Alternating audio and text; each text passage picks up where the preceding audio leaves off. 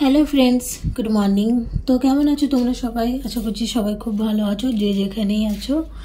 তো আজকে সকাল সকাল ব্লগটা শুরু করে দিয়েছি। সকালে ব্লগটা শুরু করলাম এক্সারসাইজ দিয়েই। তো অনেকটাই সকালে উঠেছি বলতে পারো তোমরা, ওই 5টার মতন।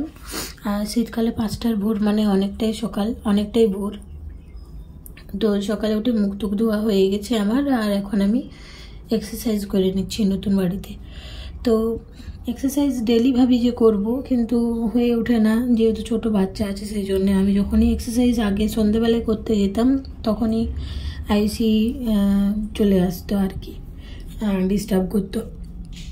তো সেই জন্য হয়ে উঠতো না, আর কিছু কাজের চাপেও হয়ে উঠতো না। তো দেখি আজ থেকে ভাবছি যে সকাল সকালই এক্সারসাইজটা করে নেব, হ্যাঁ তাহলে ঠিক হয়ে যাবে আর কি।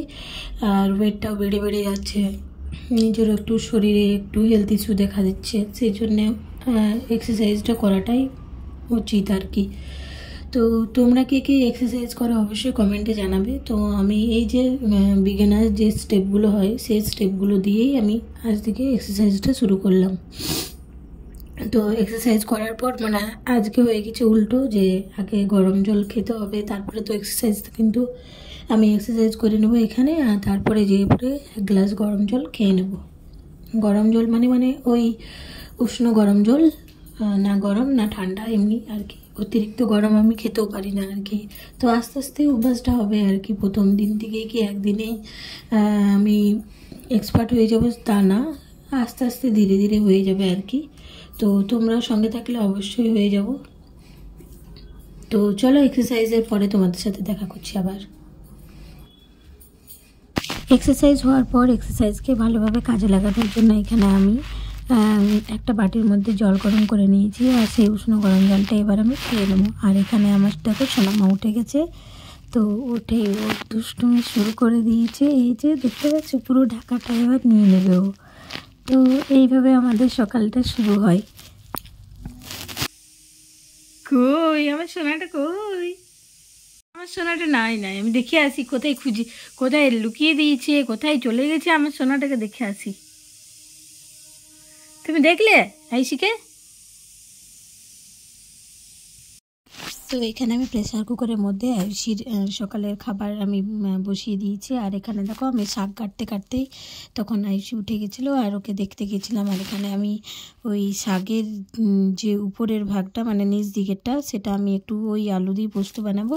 আর শাকের যে পাতা পাতা ভাগটা আছে সেটা আমি ওই শাক আর রসুন ফোড়ন দিয়ে শাক বানাবো। তো ওটা খুবই টেস্টি লাগে, আর লাল শাক তো ভালো লাগে শীতের সময় খেতে। আর আয়ুষিকে দেখো সকালবেলায় উঠলেই ওকে আমি একটু বলি আগে জল খাও। তো ও জল